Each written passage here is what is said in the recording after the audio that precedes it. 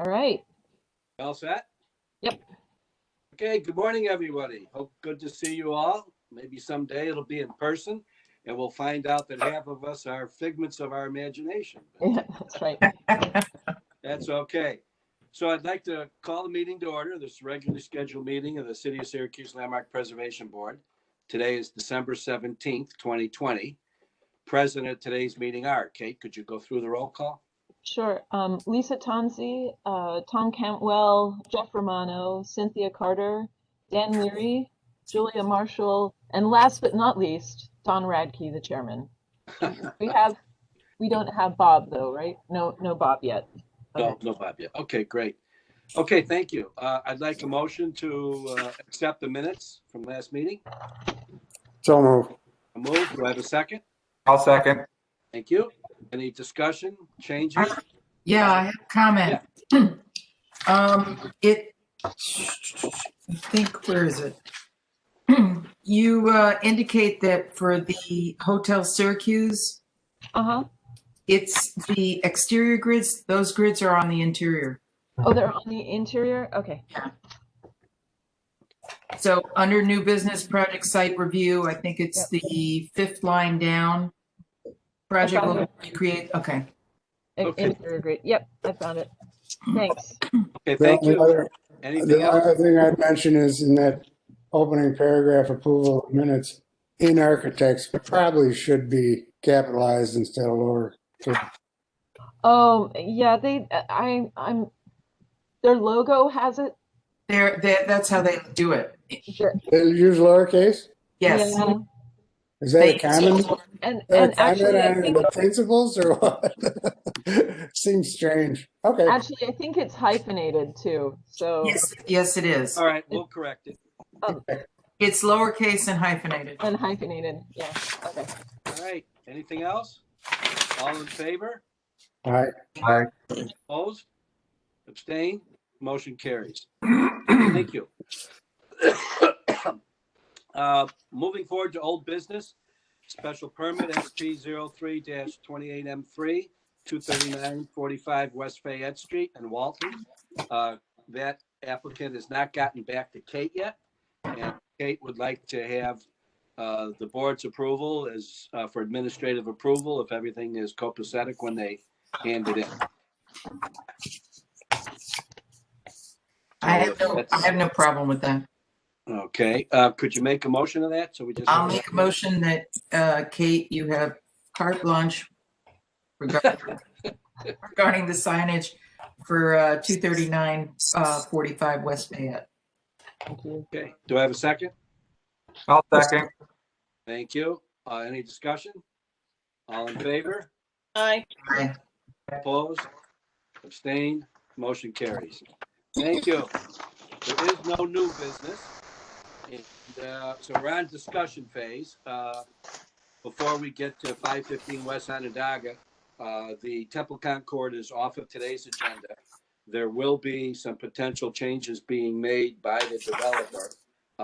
And I will appoint, after I get some dates, I will appoint a small task force to discuss those potential changes with the developer. I would suspect it'll be, Kate, do you think it'll be before Christmas or after Christmas? I think that they're hoping for before Christmas, if possible. Okay. It would be a remote meeting. Yeah, it'll be a remote meeting, and I'll get in contact with, we can only have 3 people total.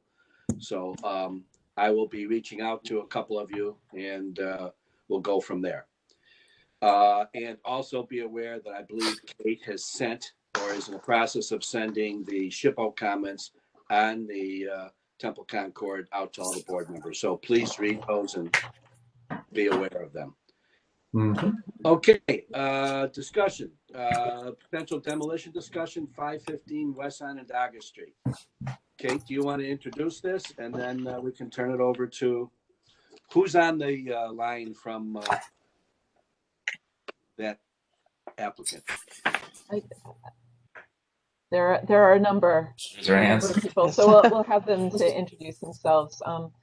But I'll just first say that I've been talking with Matt Cooper about this project, or the question of the Gillette House, and invited them here, the development team here, to talk about their project, which actually involves the church next door, which was the former Trinity Church, then Faith by Love, as well as the parish house, which is behind. And these properties were purchased together. And Gillette House, as we know, it's on the National Register. If there is a request for demolition, it would come before the Landmark Preservation Board to determine whether or not it should be locally designated.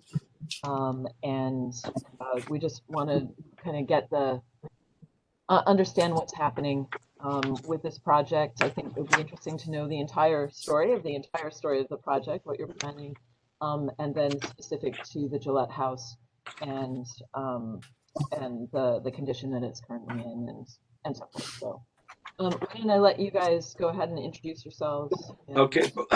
Before we get that, I just want to, for the board's edification, this is a discussion phase, and for the applicant. We are not making any decisions today, and nothing that we talk about today is binding in any way, shape, or form on anybody. It's just a discussion phase to further educate the board and maybe give a little bit of direction to the applicant. Okay, who wants to go first? Matt? Sure. Yeah, my name is Matt Cooper. I work with Stream Collaborative. We're an architecture firm in Ithaca. We've been working with Margaret and John, et cetera, from the Strathmore Community Development Group for doing a conceptual study for the Trinity Church and for the adjacent property, the Gillette House, and also the parish house, which is behind the Trinity Church on the same property.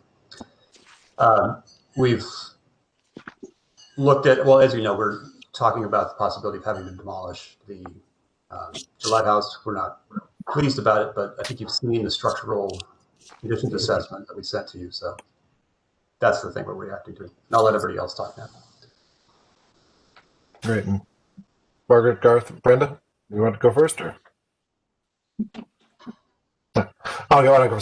Hi, everybody. My name is John Lacey. I'm part of the group. There are four of us.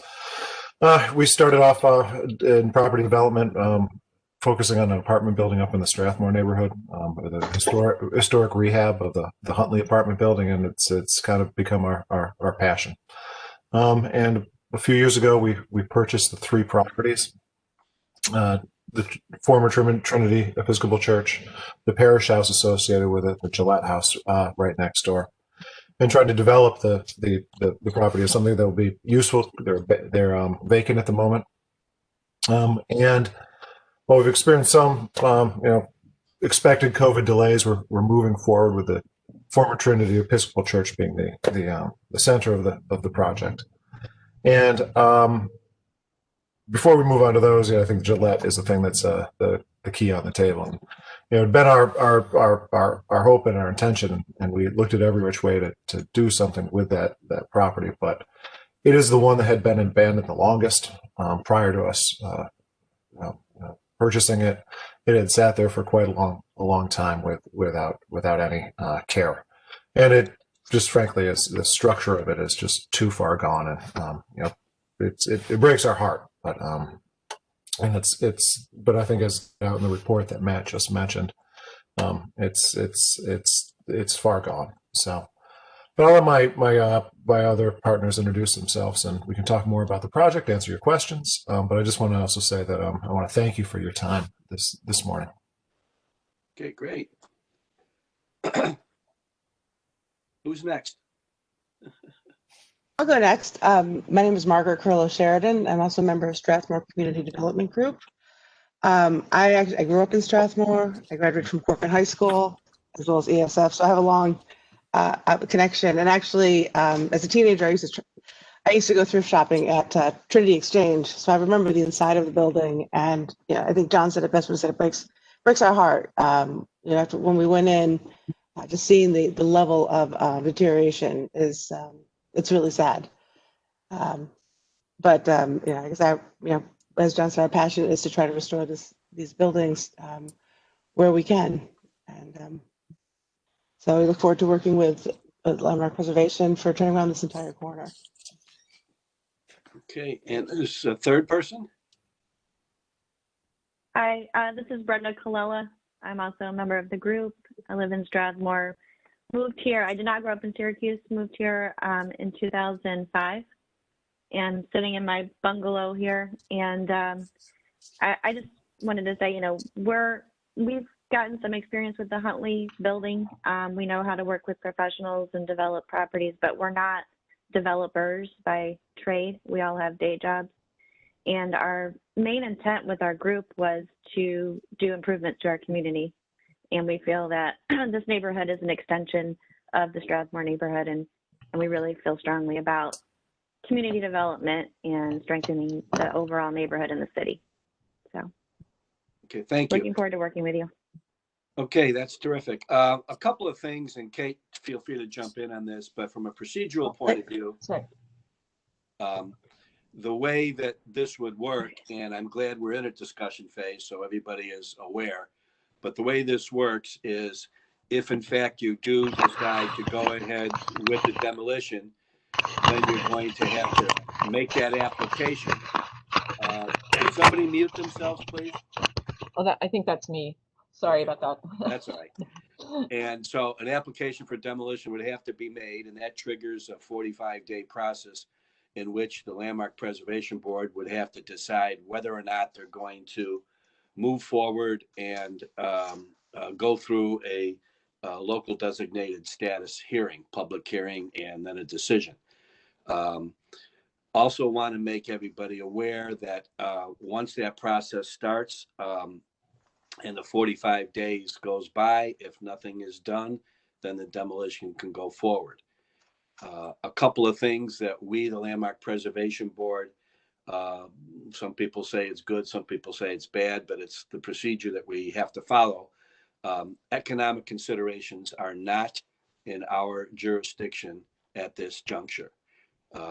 So the cost of doing something is not something that enters into our discussion at this point. So I just want to make everybody aware of that. Kate, do you want to add anything? No, I think so. Then the focus really does come back to the condition of the property,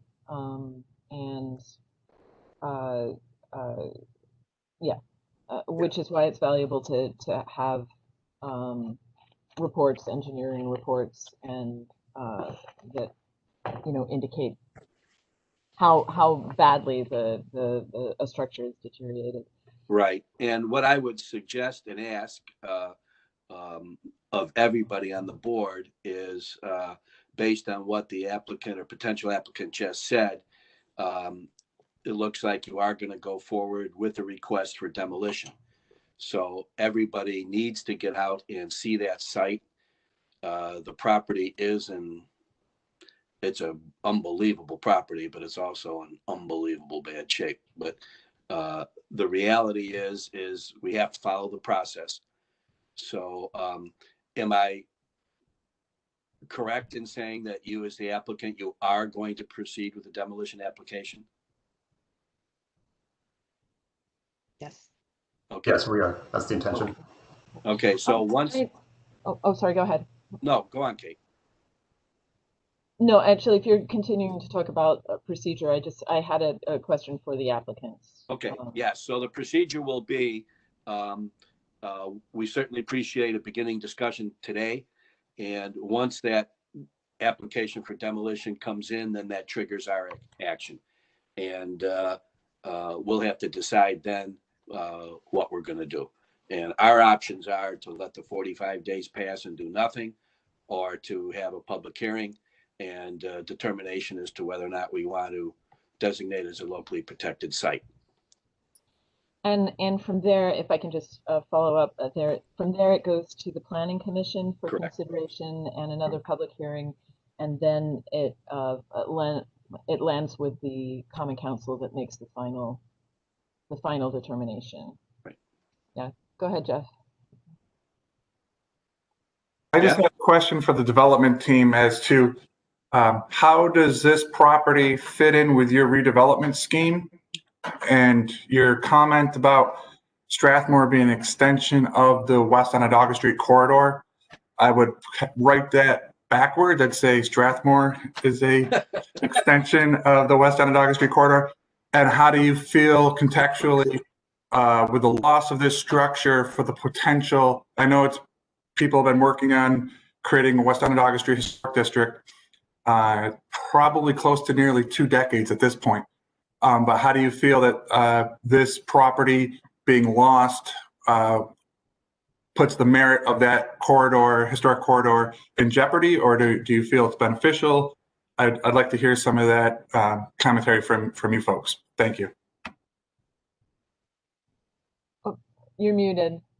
John, you're muted. Sorry, I'm sure that won't be the last time I say that today about it. So let me start, and I'll try to answer your questions backwards, and I might miss a few because there were a couple in there, and I'll ask my partners to weigh in too. But let's talk about how we feel that it fits in and the losses. That is, that we are.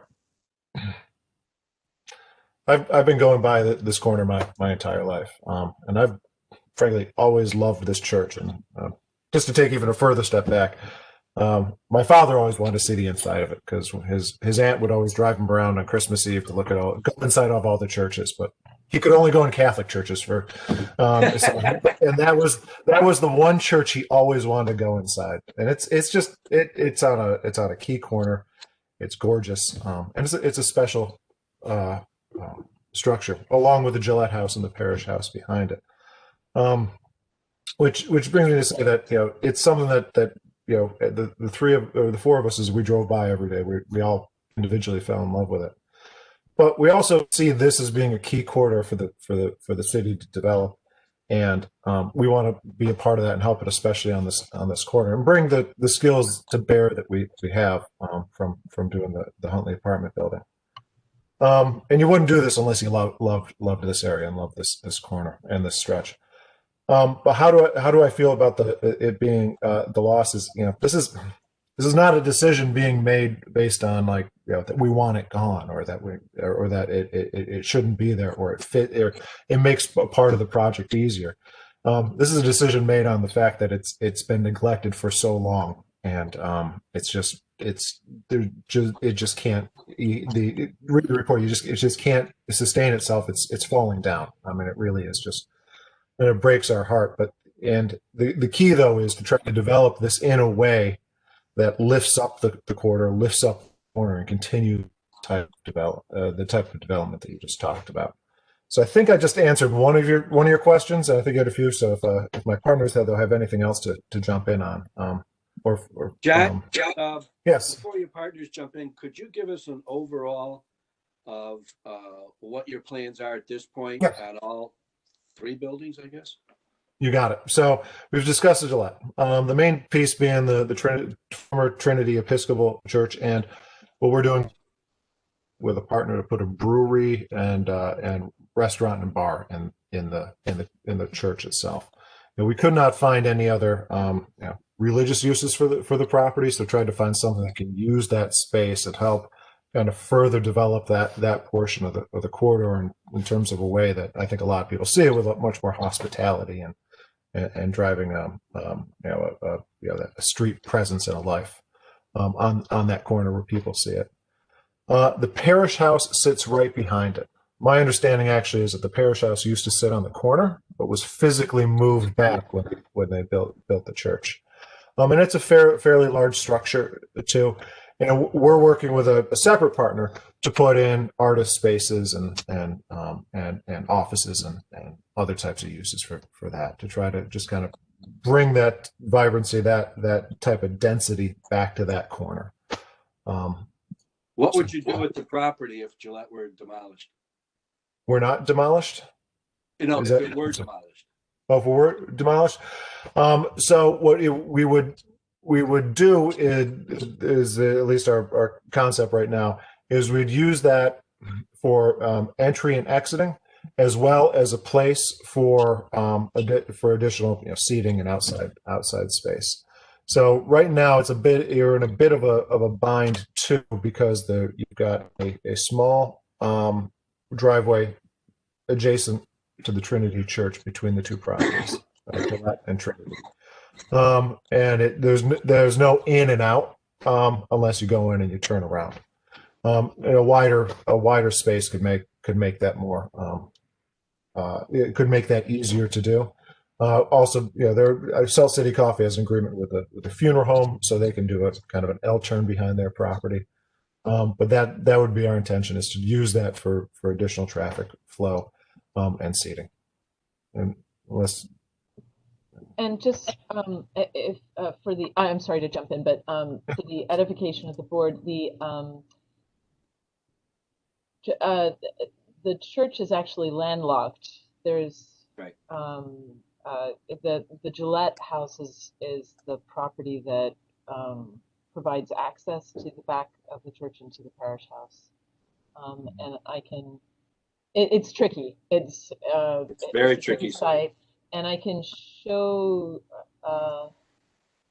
if you want, I can share my screen. Yeah. If people would be interested in seeing. Yeah, sure. Yeah. See if I can.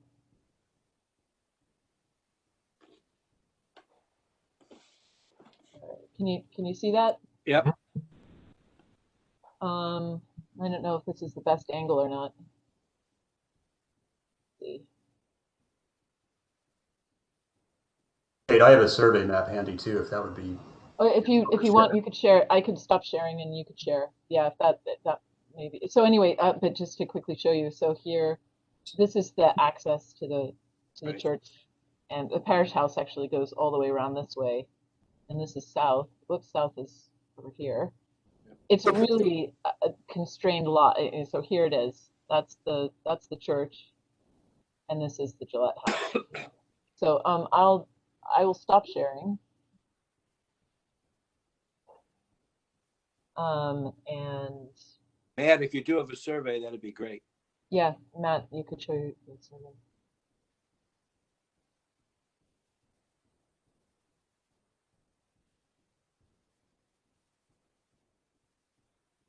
There we go.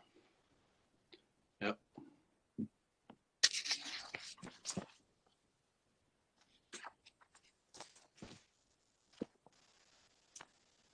Yep.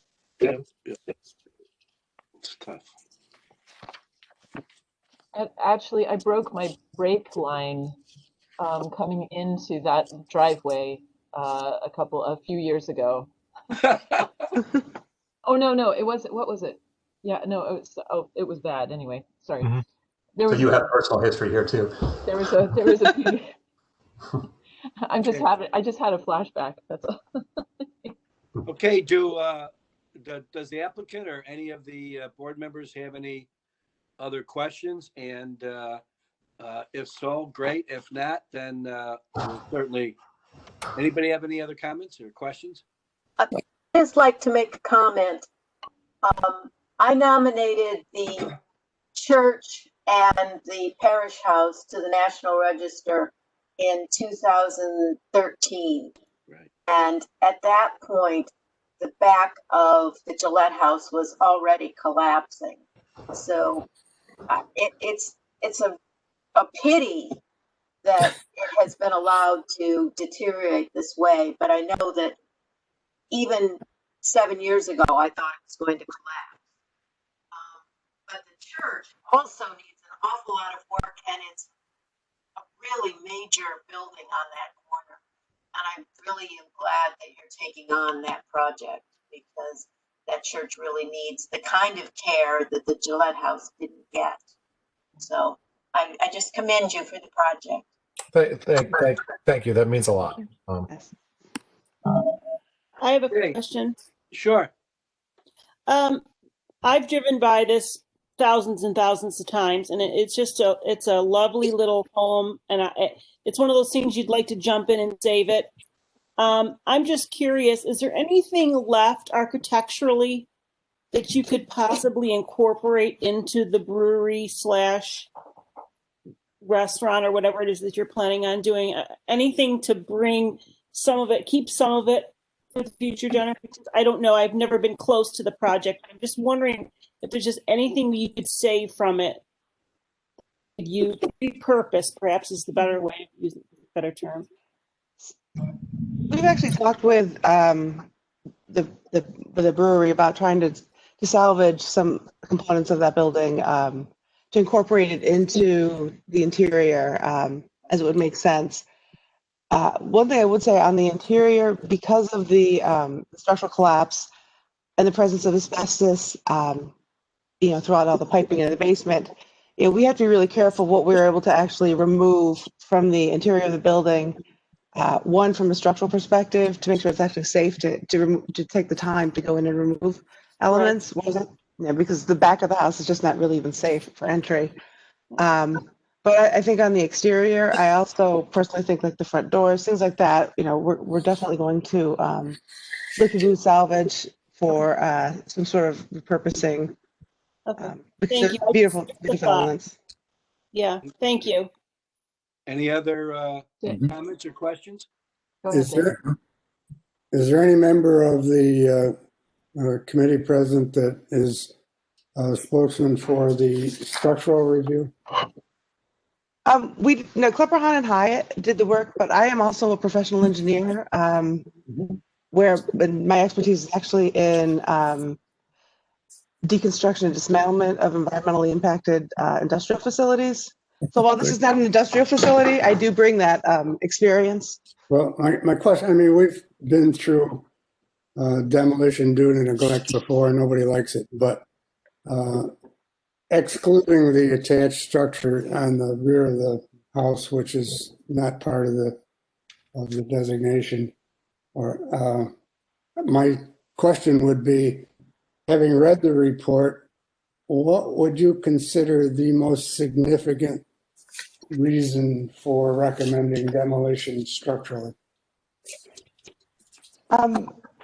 For me, I think it's the fact that where the collapse has happened, it's not just affecting that little small building. I mean, it's gone all the way through to the basement, and the amount of moisture that has come in. I mean, I have been up on the second floor and seen where the supporting ceiling beams is completely detached and from the wall itself. So, I mean, and that's just where you can see it. So the amount of damage we can see is substantial, but this has been having moisture intrusion coming into this building for over a decade, and I believe that there's probably more structural elements that we just haven't seen yet, and moisture has gotten into every wall.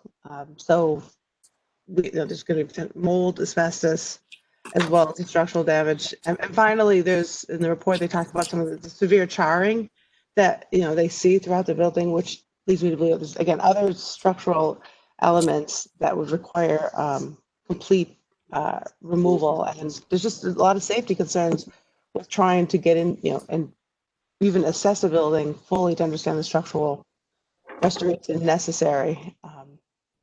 So it's safe to me. It's safety. I try to be able to do this safely.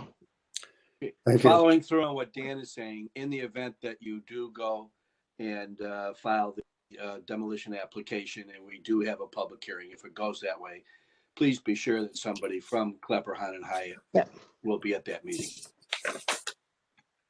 Just for the record, in a quick review of that report, well, not a quick review, but I don't see anything there that is so significant that it moves to the level of demolition for safety purposes or because of moisture penetration, or everything that's listed. It seems to me to be repairable. Yeah.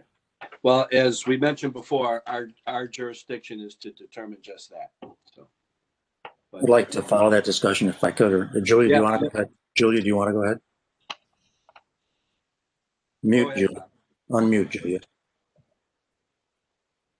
If this is brought to us to a review, I'd want to see a report regarding any mold or asbestos because asbestos covered pipes is pretty typical. Mm-hmm. And you mentioned, mold. What we're looking at is a structural report, and I think I echo what Dan had said. regarding the state of the building. Okay, we do have an environmental report as well. Okay, We great. have architects, so we can provide that, which is which covers specifically asbestos. Is there any part of the building that is accessible on the interior? No. No. You mean handicap accessible or just? No, I'm talking physically. What I'm thinking, it might be good to set up No, it's too dangerous. time when board members can go and actually get a more hands-on. I wouldn't. The exterior. I would not feel comfortable letting anybody inside that property. Okay. All right. I mean, it's I just, certainly want to reiterate to the board, obviously no access to the building then, but please get to that site and please walk around that building and see what there is to see, please.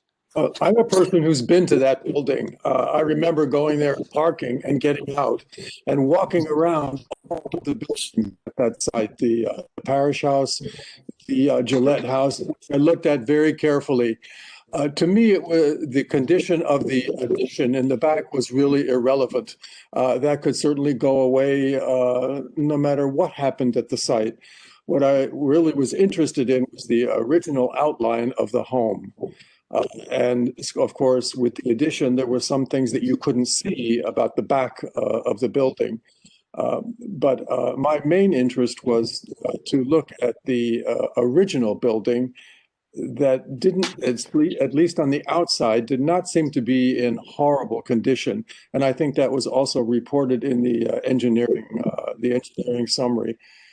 The inside of a building, especially if you intend to keep it, you need to spend the money to make the building the way you want it in the first place.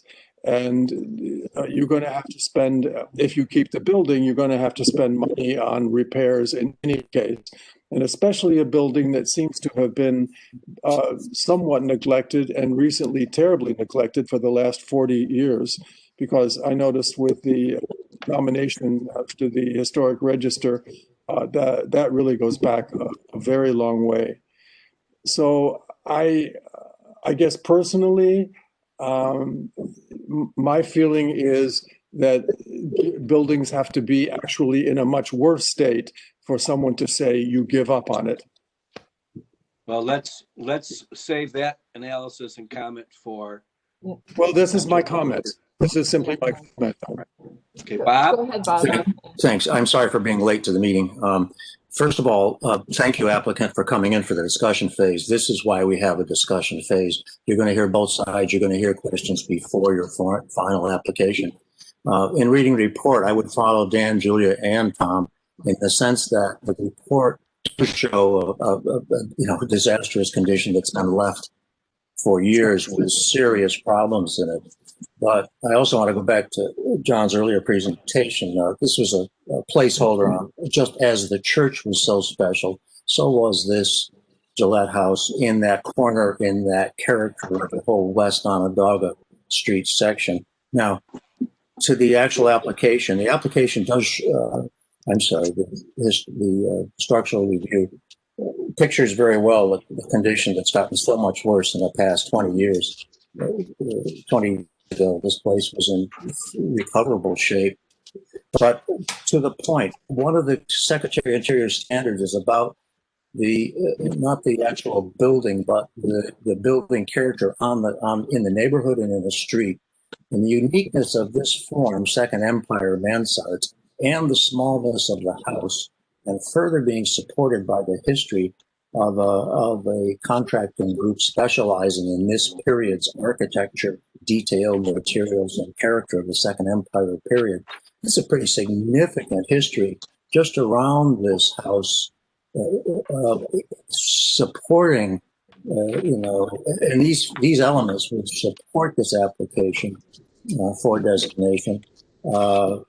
Aside from, and obviously the condition, with the condition being so bad, yes, your estimate gets into some of the monies that would have to be expended. But back to the basic point, can I ask two fundamental questions? Do you own the property is number one, and number two, is there anything that your program could have used the basic house interior space for? I'll answer the first question, and I'll pass it on to my partner Margaret for the second question. But yes, we do own the building. And the church? Oh yes, we own all Yeah. three properties. We own They both. own all the property.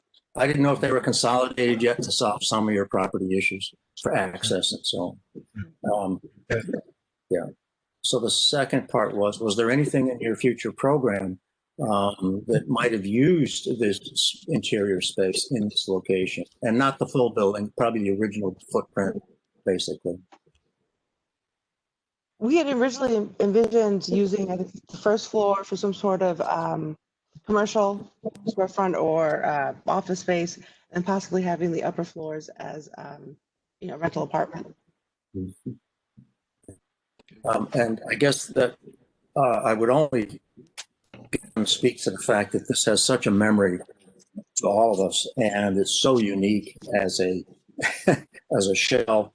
I was amazed by the fact it's a brick veneer, wood frame brick veneer. That surprised me, and that's a bit unique to the period. However, the exterior walls are quite true of the original building. They appear to be still true, fundamentally, basically, and therefore recoverable as a very small project.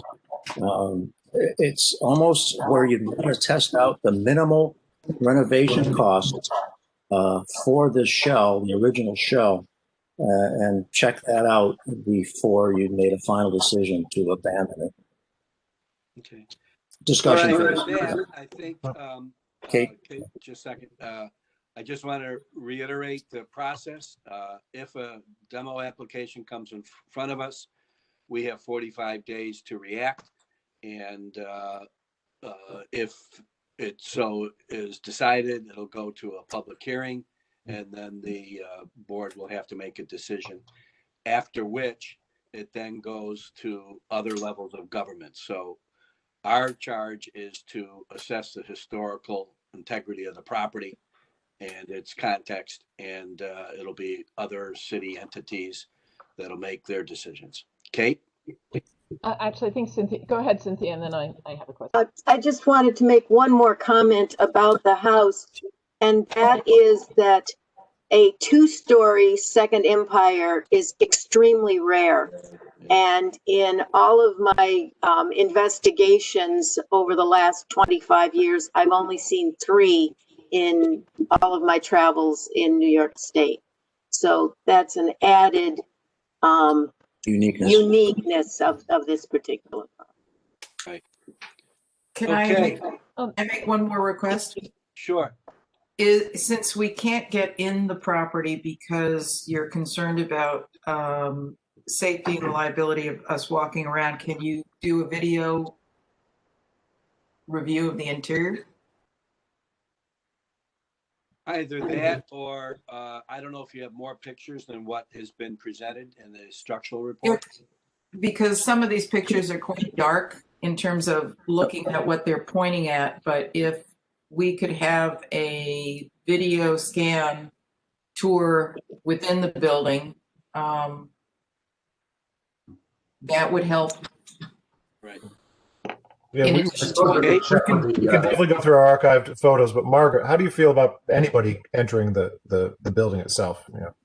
Yeah, we have a lot of pictures that we can take, and going into the front door, so to speak, and looking, I think I have to say it's at everyone's own liability, only because it's the back half, where we've had all this collapse into the basement, which has caused the disturbance of friable asbestos.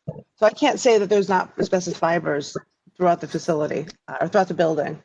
That being said, we have taken a lot of pictures, and I'm certainly happy to don a respirator, go in at least in the front part of the building, and take pictures from the entryway. But anything like that would be helpful. What you feel comfortable doing. And I can also, like I said, we have taken a lot of pictures over the years that we've done. And I'm happy to share. Like I have an entire Google Photos file. I can share the entire link. That would be really helpful because right now what we're looking at is just a handful of photographs. Yeah. And I'm looking at the print version here, and some of them are quite dark. Right. So I'm relying on the text of the report and some of it, Yeah, you know, yeah, trying that'd be to. good. Yeah. All right. Kate, did you have something? Just quickly for the development team, did you receive state funding for the renovation? Have you applied for CFA funding and you were recipients? Okay. And so that will be an important, you will need to talk to the State Historic Preservation Office about the demolition. Yeah, Because it would be good to do that. It'd be important to do that before you submit a demolition application. Yeah, because you don't want to find that you've actually put the funding that you've received into any type of jeopardy. You know, that would need to be something that you would get mitigated. There would need to be some mitigation there, I think. We did talk to ESD about the Gillette House and potentially it not being able to be renovated and redeveloped. And the funding is for the whole project. Yep. So we are fairly comfortable that that won't jeopardize the grant, but we will definitely confirm that. That's important to do. There's so according to it's state law that requires the state preservation review of any state-funded projects. So the State Preservation Office will need to be consulted, and that's probably better to start that conversation sooner rather than later. And certainly I can help you with that, but the ESD I think is probably for you to go to. And the LPB would want to see that report from SHPO. So. And they have 30 days to report, so it's a process. Yeah. All right. Well, we got a couple more down. Yeah, I just want to ask that in considering a demolition, we don't overlook the streetscape and the impact of a vacant parcel at this point on West Onondaga Street. And I'd like to follow that to the team here. First of all, your efforts to extend from your neighborhood to this area are much appreciated by everybody in city planning, historic neighborhoods, and so on. I would like to say that your team may decide that you can't save the building and you don't need any space to restore it. However, you might look to other outside partners. Since this building was also part of the construction trade development of and contractors and special construction materials and so on, you might look to our local construction businesses, and you may have done this already, to the Huber Borough groups, the Taylor groups, and so on, that might become a partner to you for this building's uniqueness to their trades, as well as the history of the city, in a minimum reconstruction of the original shell for the character of the streetscape adjacent to the church. That's it. Okay. All right. Anything else? So when you, just one question from Bob said, so if we could stabilize a shell, but not, I guess we're saying stabilize the shell, but maybe not necessarily reuse the interior, but just to keep the shell for the visual effect?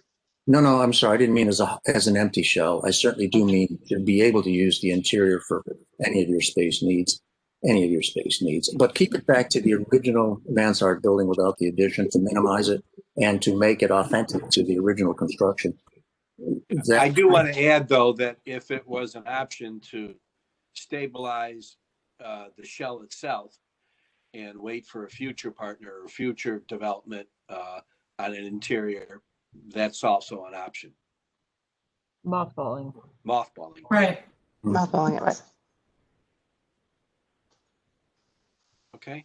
All right. Well, this has been very helpful to us, and we look forward to hearing more after you get with SHPO, and we'll continue to wait and proceed as we outlined. Okay. Thank you. Right. Thank you for your time. Thank you so much, everybody. Thank you. Thank you. Okay. Thank you. All right. There being nothing else on the board, I'll entertain a motion to adjourn with the caveat, please, board members, get out to the site. Do not try to attempt to go inside, of course, but make sure that you get to the site and go around that building so you know exactly what we're talking about. Okay. And if they send us additional photographs, if you could share them. Oh, of course. Yep. You know, Okay. Kate, I'm sorry, just one last thing. Since I was 2 minutes late signing in, I apologize. Kate, I will get some notes to you regarding the minutes from the previous sure. meeting. Thank you. Sure, no problem. And I would like to wish everyone very happy holidays and a very happy new year. And you all are amazing. And I so appreciate the work that you do for the city as all volunteer board. It's so very much appreciated. So thank you to you all. Oh, thank you, Kate. I'm sure we all wish you the same. And additionally, we're going to have some tough times ahead with COVID. So I implore everybody to stay safe. It's going to be a rough holiday season, but we have to look at the other end. The other end's going to be fine. Good health to everyone. You too. So I'll entertain a motion to adjourn. Happy holidays. I'll make a motion. Thank you. Do I have a second?